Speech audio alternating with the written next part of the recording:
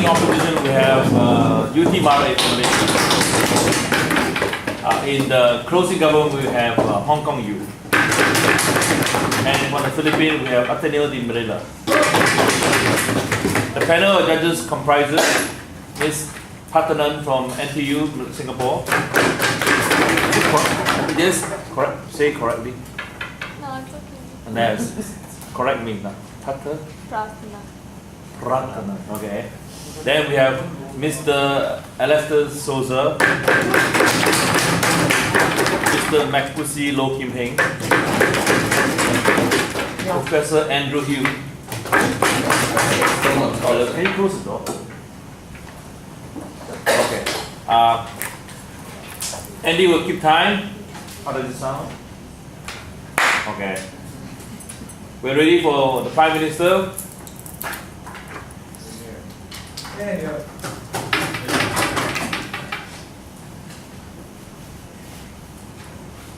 Mr. Speaker, when it comes to donations, people are generally very willing to part with their money for a good cause.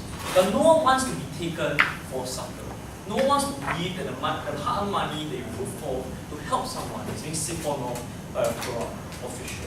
And here's where we need to look at the nuanced problem of corruption within this debate. Because corruption is most endemic usually in the lower and middle level management of operations. What you do is you bloat out the budget for certain projects and you siphon off funds at every single level, or you subcontract companies owned by someone who's well contracted, profiteering of those operations, profiting of people suffering and the sympathy of the goodwill of donors. We say in this debate we have to recognize the sovereignty of the central government and their relative experience and competencies in central planning and coordination. The problem, however, is that in times of emergency, they are much less able to closely monitor accounts and the finances of what's going on. Given that the priority is very often to find an expedited solution and they're stretched over the sort of PR that they need to uphold as well. So we agree that they should still retain significant control over things like where and what should be constructed in the planning stages. But where we also think that the UN will play an advisory role with a panel of experts coming from countries which are experienced in handling these things like Japan or the United States and other countries. But the solution we offer is this, that the UN OCHR, because the name is really long, we'll make it shorter, will handle the execution side of things. They will manage the accounting, the bookkeeping, they will ensure fair and transparent disclosure to the public either through the internet or through other forums to ensure that they are accountable both for the people you're trying to help but also the people who are doing. So we'll also have fast-track bidding and tendering systems so that reconstruction contracts are given out on a meritocratic basis, obviously also taking into consideration the advantages of local expertise, but we also encourage them to tie up with NGOs, for example. We say before that, we say that manpower will be made out of a mix of international volunteers in collaboration with locals. But by and large, the UN OCHR should be in charge of the operational side of things. Yes, Mr. So your reading of the motion of the UN taking charge of this situation is the local governments deciding everything that the UN is supposed to do and the UN just following what that particular corrupted government is actually supposed to want them to do. I don't understand why the local government will be so incompetent, given that any of it is still marginally accountable to government. Obviously, given the sort of expertise that we're finding, we will have some sort of negotiating leverage over the entire planning situation. We see no reason why it's a problem. You can explain the problem and we'll deal more with it. Right? But we achieve three things within our policy. We say, firstly, we ensure that funds are used efficiently, obviously, fulfilling our responsibility to the people on the ground, right? Secondly, we free up the government to focus on things like press releases, public safety warning, and planning of operations. Thirdly, we think, and this is the most important part we're going to elaborate more on, to bolster the confidence of international aid donors. We could look at an example of the aftermath of Typhoon and Hurricane Haiyan within the Philippines. We see billions of dollars of aid coming from government and people from Singapore and Malaysia, either directly from their governments, but also a significant amount of this fundraising comes from civil society and businesses. For example, many businesses within Singapore pledge to donate a certain percentage of their revenues disaster relief. And this obviously reliant upon Right, sir. consumers who are well-intentioned but very often turn off by the prospect of their money being given to corrupt officials, which is anathema to them. You see, when it comes to things like that, perceptions matter if you want to combat donor apathy.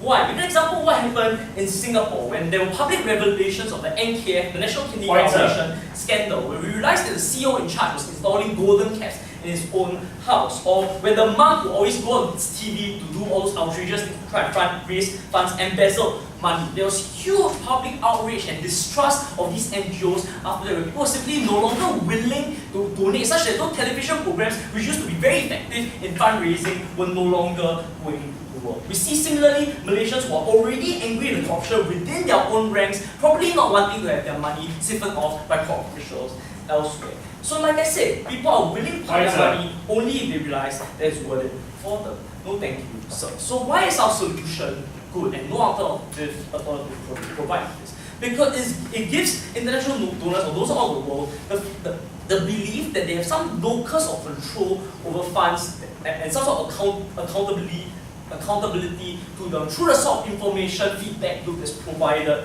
from the UN and their oversight. Why is this important? We get example again of crowdsourcing donation methods. They are very popular online nowadays as an analogy, right? Where what you do is pay a certain amount of money to adopt a child somewhere, and what they do is constantly send you pictures and updates of how the child is doing, and to make you feel like you're making a difference, so that you feel the visceral impacts of what you're doing. The money is not simply given away to some place which you don't know, and you don't really know the impacts of what you're doing. So through the dissemination of information back to you, you feel assured, you feel invested into that context, and you're much more willing to continue giving, not just towards that single disaster, but you're probably much more willing to donate in general in the future. Before I move on, is that enough?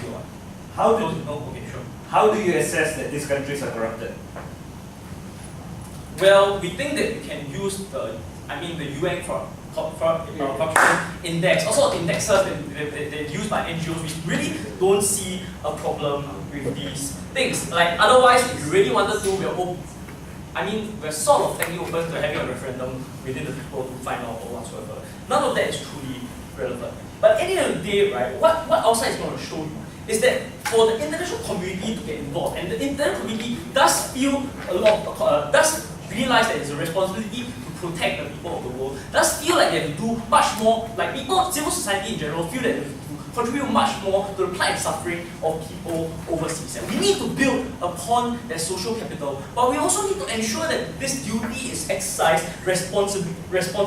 And that's why we say it's important for the UNOCHR to take charge of the operations and accounting, to ensure that people truly know and understand what's going on, so they'll continue to give the gift that keeps giving. We thank the first speaker from the government team, and now invite the first speaker of the opposition.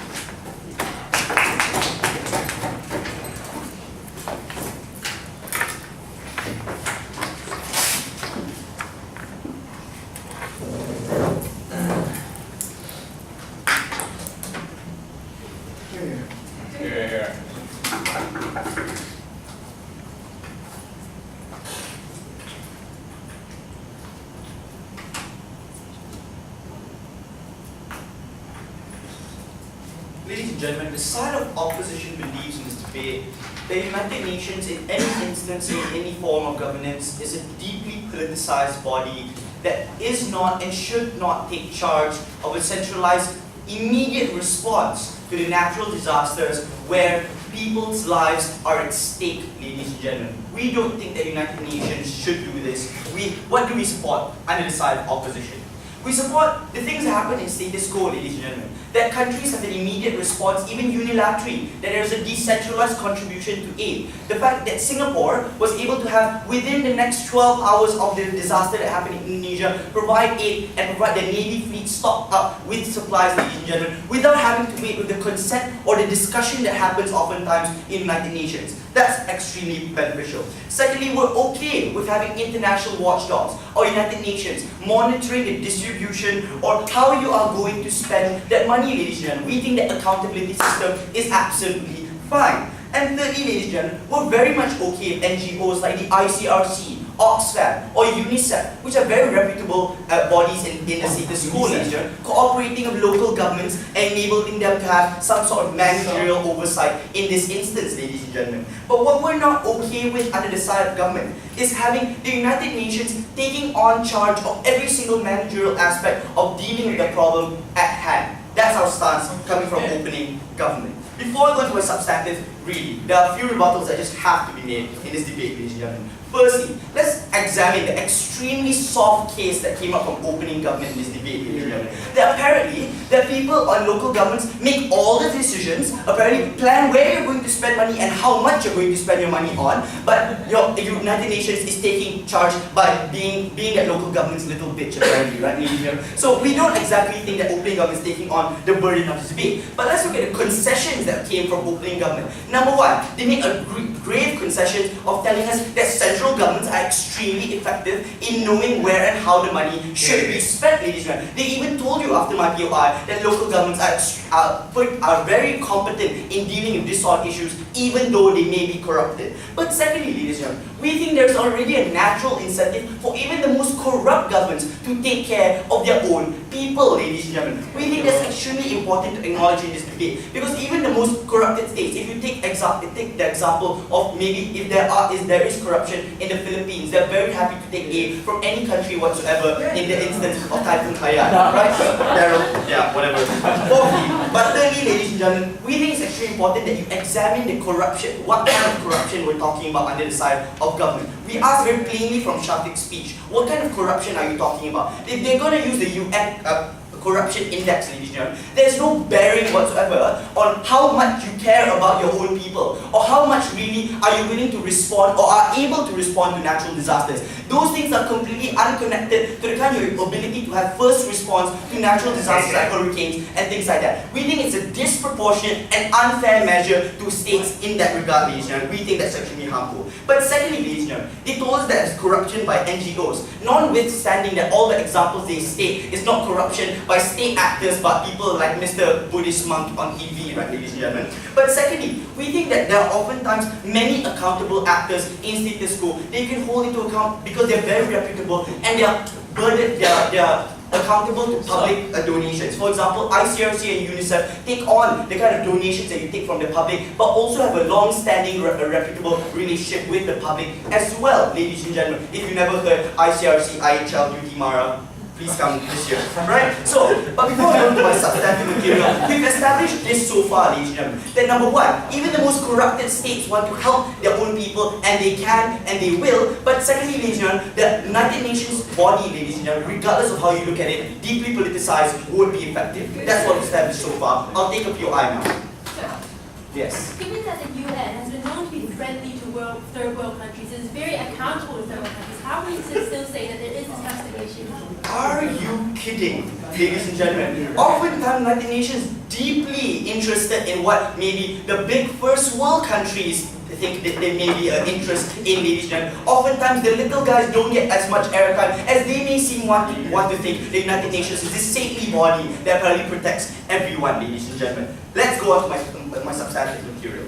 Firstly, let's establish that this proposal delays the first response time and the delivery of aid in any instance. Why so? Because we'll have to acknowledge that this is a United Nations effort in the end of the day. What does that mean? That means that number one, countries have to participate, and number two, there needs to be some degree of consideration and discourse between the participating bodies in terms of coming to a conclusion whether or not that country meets the standard of the corruption that you say is not good enough for them to employ a managerial system in that regard, ladies and gentlemen. What does this mean? This means that the immediate deployment of aid has to be halted because most countries will not act unilaterally in responding to first disasters because they don't want to go against the United Nations. That means Singapore will have been very reluctant in first response to sending aid to the people who are dying by the second in Indonesia because they feel the political backlash from the United Nations and the international community. We think you're injecting political considerations in what is a humanitarian effort which everyone should immediately respond to,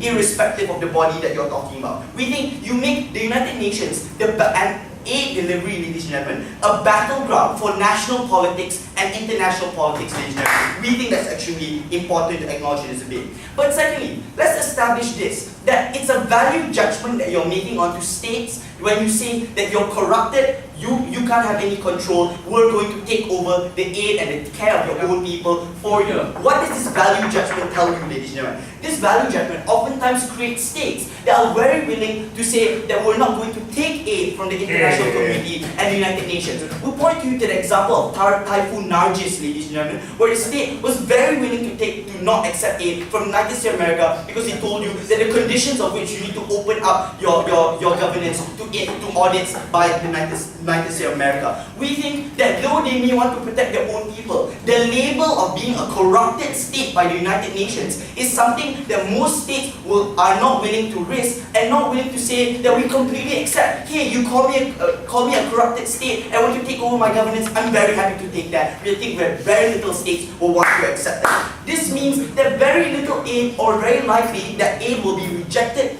People die by the second, ladies and gentlemen. So you have to consider this. When a typhoon hits a country, when an earthquake devastates a state, ladies and gentlemen, and people are dying by the second, not getting clean water, children are dying, are you willing to play petty politics on a national level just because you want to say you're corrupted? We don't think so. We oppose. We take the first speaker of the opposition. Now invite the Deputy Prime Minister.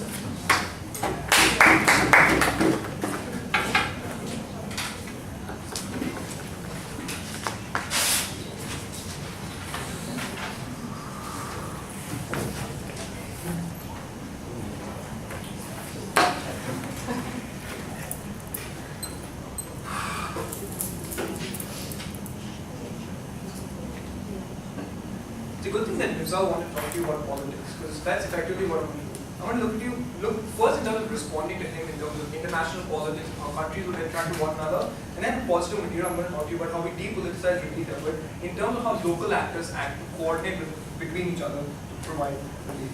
Before that, right, let's look at what he gave us. Because there was no engagement with what Alfred told in terms of the problems of donor apathy, where he was very concerned with the fact that some allied countries initially are very willing to give aid.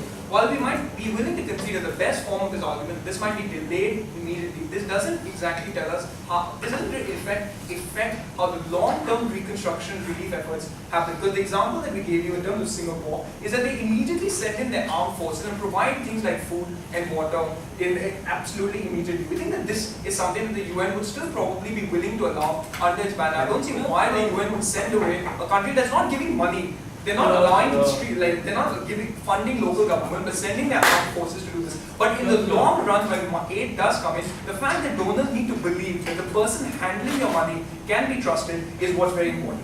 No engagement with that whatsoever. But then here's the problem, right? We told you a distinction that central governments, while they're good at planning, often are unable to monitor what local governments do. There's a distinction between the corruption, between the very top bureaucrats and the people at the local level, which is why we told you that that we do need to look into things like the planning and stuff that local governments do, which is why we would consult them. But the fact that you inflate budgets, so the fact that you often subcontract to favorable people that you might get kickbacks from, is something that the UN would not allow. The specific manner in which corruption happens is something that they never wanted to engage with, and never telling us how relief efforts might perhaps be hampered by this and how they would maximize the impact of relief efforts. Only saying that in the short run, slightly less money might come in because some countries are concerned. The example of Cyclone Nargis ignores the fact that Myanmar didn't want to take aid from the US because they were also at the same time being sanctioned by the US. The fact that the UN doesn't place those same kinds of sanctions on many of these countries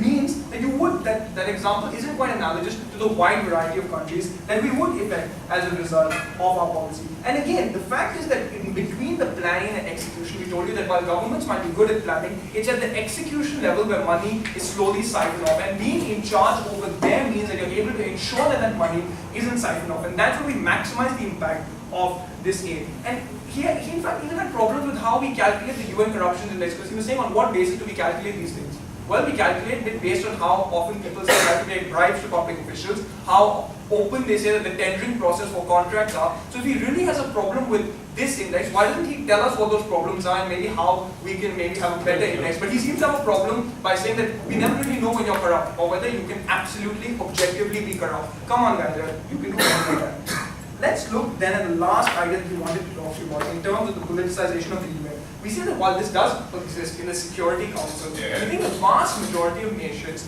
don't see relief efforts as being as imposing some kind of imperialism or imposing your rule, because it's not like you're going to go in and take over the government. It's not like you have armed forces there who are imposing military rule, imposing curfews and stuff like that. All you're doing is coordinating both local and international volunteers to distribute aid according to the plans that were formulated in coordination and consultation with the UN. So we don't really see what the problem there is. Before I move on to my positive material, I'll take a PY from closing if they have it, otherwise I'll take it from opening. Is there no trade-off between an international agenda and a local agenda that may or may not be in agreement with most species? Okay, so what you would then have to tell me is what this international agenda might be and how it might subvert this local agenda. We think as far as the UN goes, your agenda is to maximize the amount PR that you get in terms of the international community, maximize the amount of money that goes into these places and ensure that corrupt governments don't siphon away relief funds, because then even the UN's efforts are seen as illegitimate if you're seen as being in cahoots with the local government. So we think your incentive is to largely distance yourself from local actors, and this is where we bring you straight into positive material. Why do we think we depoliticize relief efforts? But before we go there, I'm going to ask you, how are relief efforts politicized? We think that in countries, especially with strong local parties, relief and reconstruction is often an opportunity to win points with voters. That parties want to be seen as the most effective at being able to deliver immediate relief and often want to mobilize their networks of volunteers to set up relief camps, food and water, and a number of other things. The problem then is that it's often not open to everyone, that these efforts are often targeted towards their own local constituencies. I have often seen instances, for example in India, even in states like Gujarat, after the Bhuj earthquake, where voting is divided along religious lines, you actually had parties that were pro-Hindu, setting up relief camps and actually turning away Muslim voters because they weren't seen in their primary constituency. And the same was happening in other relief camps. Even if you weren't being turned away, your own political representative would heavily encourage you to go to relief camps that were set up by them and not go in relief camps that were run by your political opponents. And even within these instances, you often saw accusations of corruption being levied at one another, where there was immense amounts of mudslinging, because even this issue of who was providing relief better and was anyone stealing funds became heavily politicized between local actors. And even the central government was also engaged in posturing, depending on how their local allies were performing, and only covering the efforts that their local allies were implementing, and not really talking about all the other efforts in order to win brownie points with voters. We think that what happened in this instance is that you worsen existing tensions between communities. But even if you concede that this is an extreme example, the fact of the matter is that the chance for cooperation and collaboration between local actors is necessarily lost. We think what happens when you allow the UN to take charge is that you depoliticize the context of these relief efforts. Because what local governments and parties now have to prove to you is what they can offer the UN in terms of local expertise, in terms of local networks, in terms of the value add that they can give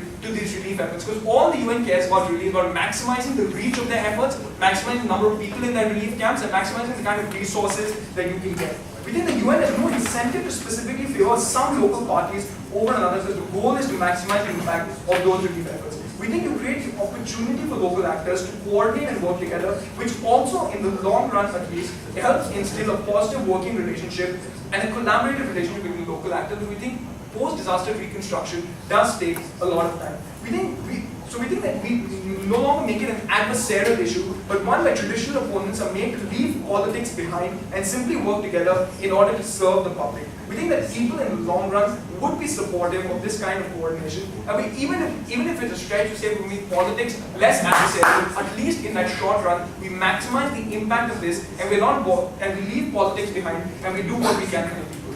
We propose.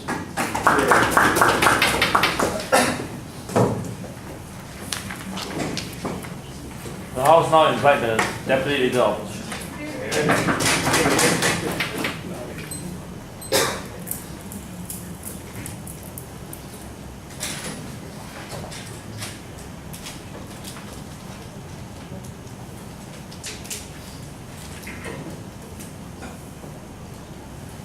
Mr. Chair, ladies and gentlemen, in instances of natural disasters, our priority should be trying to help the people on the ground as quickly and as effectively as possible, as effective as possible. What they do, and they were not sensitive to the kind of characterization and argument that came from Mifzal when he talked about how UN is politicized, how there is a lot of bureaucracy that the UN has to go through before approving whether or not that country is corrupted and going into that country to give aid.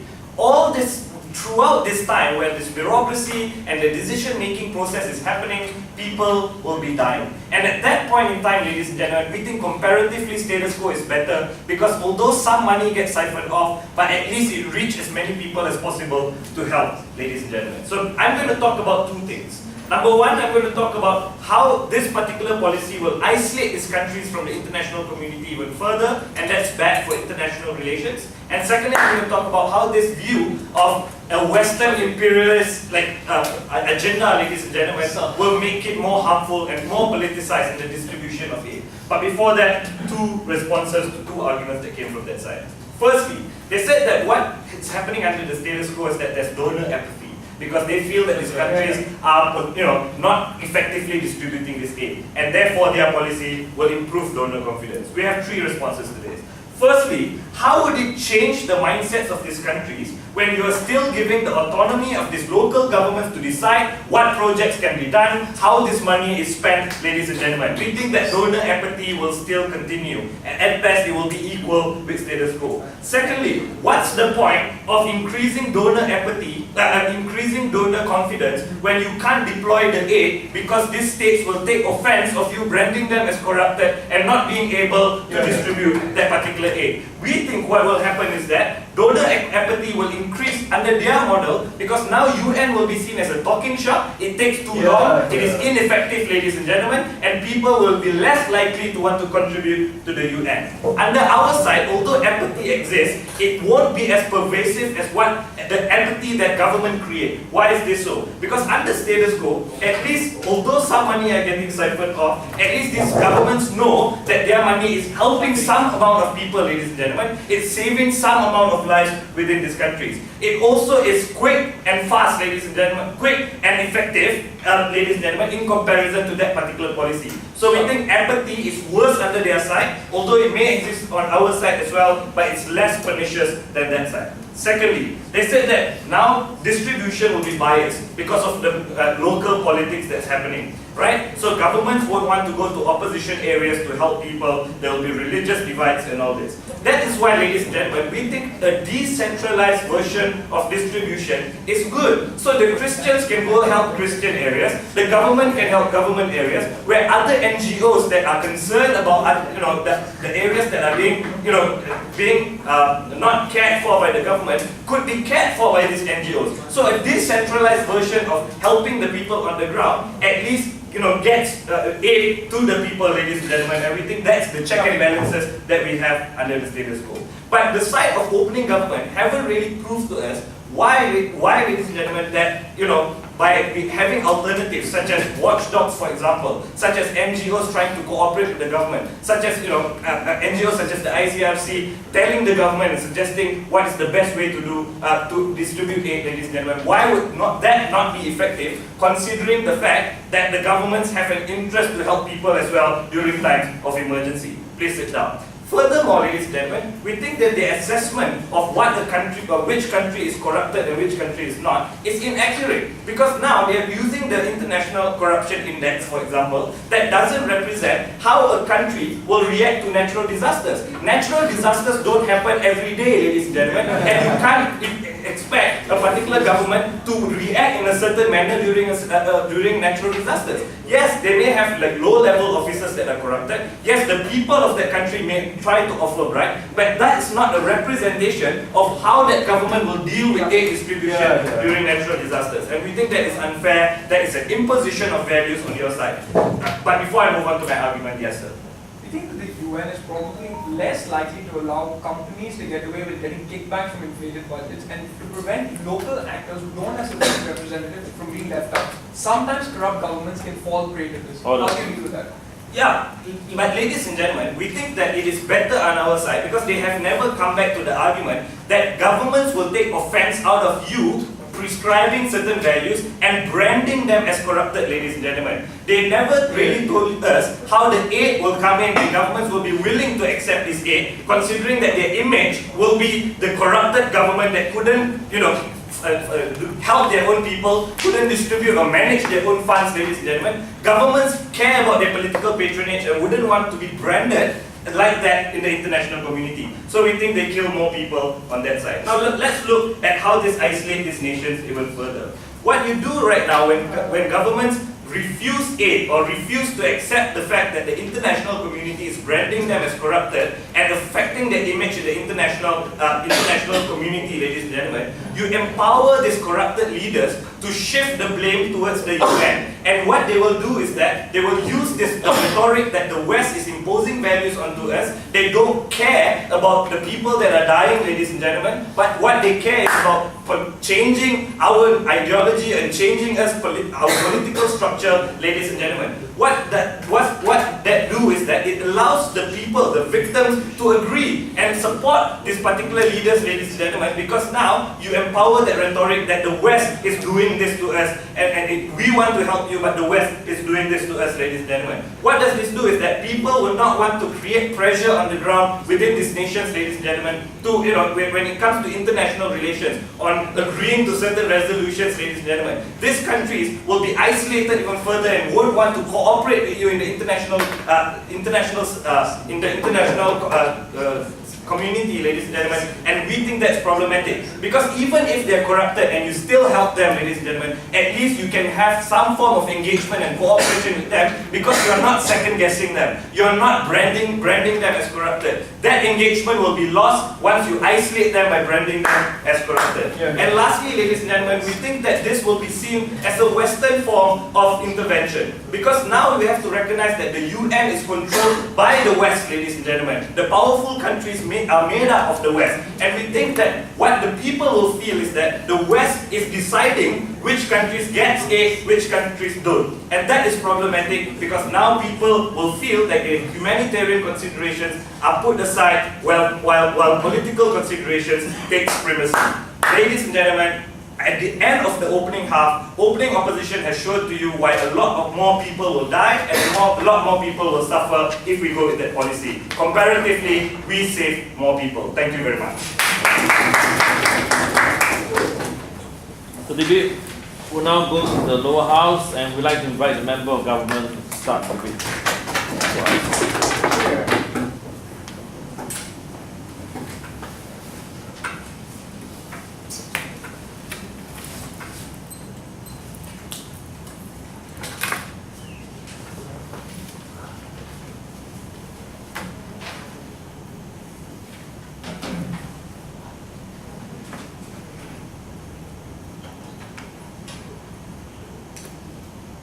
Mr. Speaker, this debate has been misguided so far. We have several issues that we need to bring back to the track. First of all, on this issue of watchdogs and whether or not in a post-conflict society accountability really happens. Secondly, we should talk about the UN. Thirdly, we should talk about the legitimacy of these corrupted regimes. And finally, we should talk about sovereignty. Before moving on to my two extensions, first of all, being the ignored words that no one was interested in talking about, which is reconstruction, and also how this essentially can expedite the rooting out of corruption. First thing, now, we accept that the UN is a slow organ.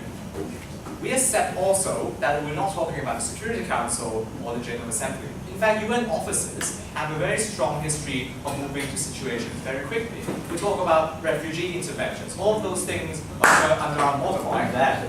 Now, this debate has to occur with these countries' consent because of fear. Because if these countries do not consent, then there is no way that UN can actually force themselves in. So it has to operate under the assumption that at least the central government would give consent. What happens is something like, for example, refugee officers in every single country moving very quickly, right? That we think is very quick, and we think it solves half of their problems about decision making, and that their problems about how UN it would turn into bargaining. We think this is essentially, well, if there's a national disaster, it's quite easy to move in. All right, no, thank you. So that deals with, first of all, the UN issue and accountability. Secondly, let's talk about watchdogs. So they want you to believe that all these things would happen in real life, right? First of all, we think there are 3 characteristics that are not mentioned in the opening house.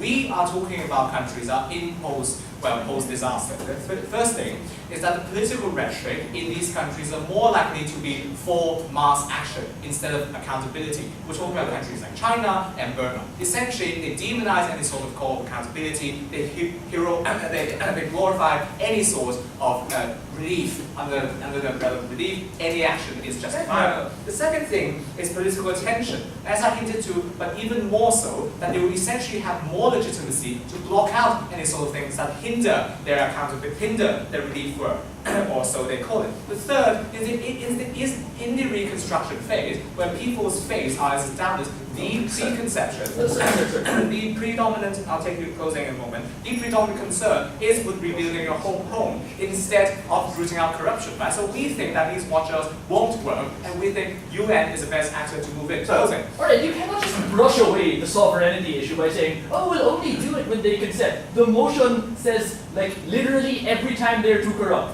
Whether or not they consent, deal with it. Well, if it takes an army to intervene, let it be. That's it, right? Moving on. Let's talk about the political legitimacy in these countries. First of all, they think that these corrupted countries derive political legitimacy from democracy. That's not true. First of all, democracy is only hinged upon vested interest and construction, right? Which you best reward during these times of mass, disaster and no accountability whatsoever. That's why for example, China, not really democracy, but essentially they construct commercial interests that are used to oppress people and even buy up their political legitimacy. Therefore, any sort of accountability doesn't exist under our model. Sovereignty issue, army, basically. Alright, so 2 things. First of all, local planning. No one is interested in talking about the opening house, I don't know why. Now, let's assume that we've dealt with immediate relief by having officers under our model. Right? For local planning is different from what opening opposition sets the model. They were talking about central planning of allocating resources in time of relief. What closing government wants to talk about is how in local plannings, for example, when China, after the Sichuan earthquake, what was planned to be a high school ended up being a shopping mall owned by a local magnate, right? All these things involve local planning, and we think that in the spirit of this motion, we shall talk about it too. First thing, we think that this essentially, UN moving in, ensures long-term, ensures that it removes out any sort of long-term complication. The first thing is I already told you that planning is a long-term after anything that you decide at that moment has severe long-term repercussions. Whether or not you, for example, build gas lines in this area, whether or not you build a concert, or whether or not you build a park, or whether or not you build a shopping mall, all of these things have a tremendous amount of long-term effect on the people's lives in the future. Therefore, we think UN intervention is even more necessary at that critical juncture, right? So we think that in the interest, we think it's best for them to be able to give them the power to plan and to root out corruption in the way that the opening government wants it to be. So that is the first thing. The second thing is about the construction of vested interests. We think that in times of disaster, these guys are essentially allowing even more vested interest, even more corruption to occur, simply because there are more opportunities to construct different things, right? Open it. So if the government can still decide that they want to build a mall instead of a school, how does your policy change that? So, first of all, the opening government's model is very strictly on the central planning at that time of relief, right? Oftentimes we see that the central government in Beijing doesn't really know or doesn't really care about whether you build a shopping mall in Sichuan. That is what we were talking about, and that's what we simply can't comprehend. So talk about how corruption is even more likely to occur because more people are involved and there are more opportunities to coalesce these sort of commercial interests to oppress these people on the ground, right? So we think it actually entrenches corruption. Versus in our model, moving on to my second extension, in times of, particularly in recurrent disasters, in countries with recurrent natural disasters, what happens is that people can now differentiate between what previously the government has done, which is a screwed up job of reconstruction and relief, versus now what the UN has done, which is a splendid job, a more swell job of reconstruction and relief. That comparison breaks the narrative that you are dependent on the central government, and the central government is always good for you and always knows best, right? Because if you break that narrative, because there's a visceral comparison in terms of what actually affects your lives, whether you get clean water or not, we think it engenders and it's even more political will to break that sort of corruption. It actually increases awareness, it incites awareness in people previously with no idea that their governments are corrupted under all counts, short-term, long-term, politics, lives. Closing up the text today.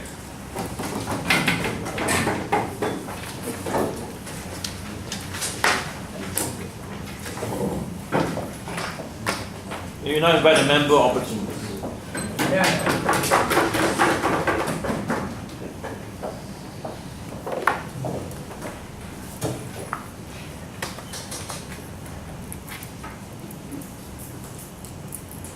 I think something deserves a bit of color here. What exactly do we want the United Nations to not be in charge of?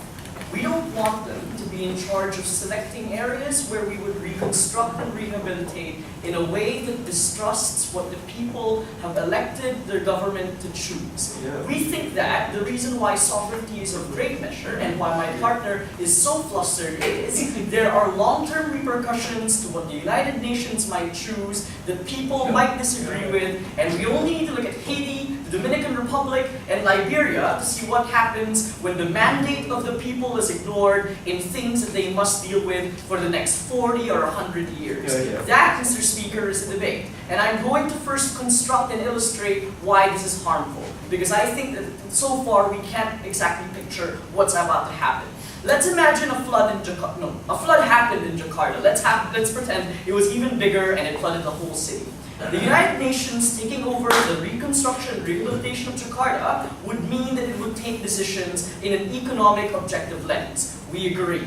Most of these decisions would involve turning Jakarta into something that's a little bit more efficient, like changing where people can live, changing the central business district to have more room for roads. These decisions would come under a lot of conflict if the UN wasn't involved, because people would say we like our home the way it is. That the distinction between the elite and the poor in Indonesia is one that would say it might not be an efficient option to rehabilitate certain portions of Jakarta, but that doesn't mean that it's a wrong choice to do so. How come? Because it is up to the people's mandate to decide what they are happier with. And the United Nations is less concerned with that. The United Nations is actually blind to that. But these corrupt governments aren't. And herein, we're going to add in a bit more color. If they are right and they allege that corrupt governments aren't dealable with, then we wouldn't be negotiating with them as we are in the status quo. Because even if you're corrupt, you receive developmental aid, you receive loans, and you get to transact with other countries. Because corruption does not disqualify you, because what gives you the mandate of what gives you sovereignty is not you're not being corrupt, but rather the mandate of that people. Therefore, we think that what isn't mutually exclusive is participation. The United Nations can still participate by giving aid and giving help to the people who might be excluded by the Bumiputra policy or by corrupt Indian government leaders. But we don't think that they should call the shots when it's going to matter in the long run, because the United Nations wasn't chosen. Here I'm going to analyze the example I gave you in my introduction. The reason why the United Nations AIDS like AIDS, the disease, not like AIDS, okay? The United Nations AIDS like agency in Liberia failed because people distrusted the condoms they were distributing, they distrusted the infrastructure they were putting up, and the health clinics they were putting up.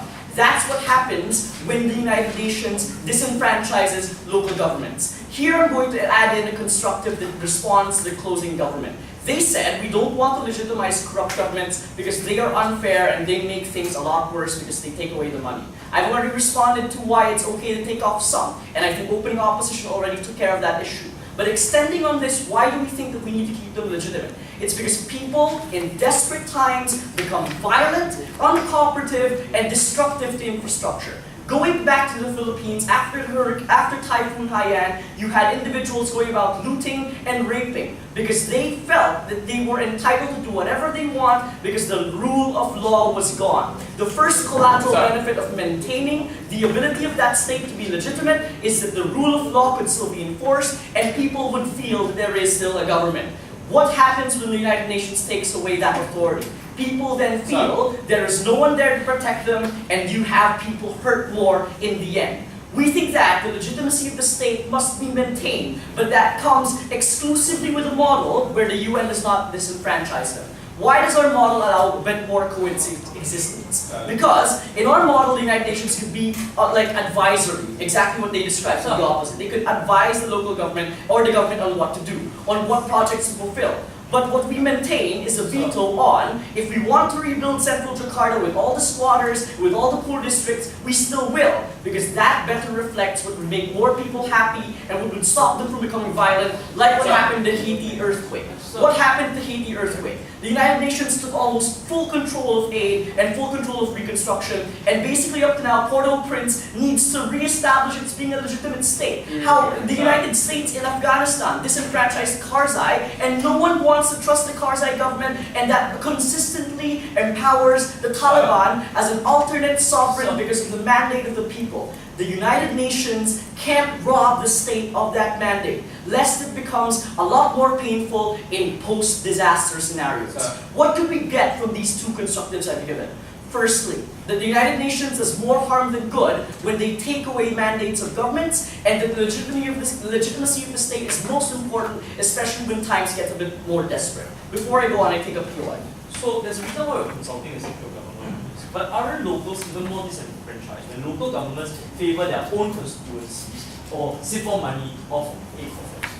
No, because local governments are still accountable to individuals. Local governments are still accountable to their voter bases. Opening opposition already discussed this at a short part of Shafiq's speech, where he said that they still need voters to keep them in power. Corruption works in patronage, where people need to be happy lest they lose a bit more of its power. We think that's simple. But the last thing I want to argue here is the idea of imposition. It's not just about the West being Western or being like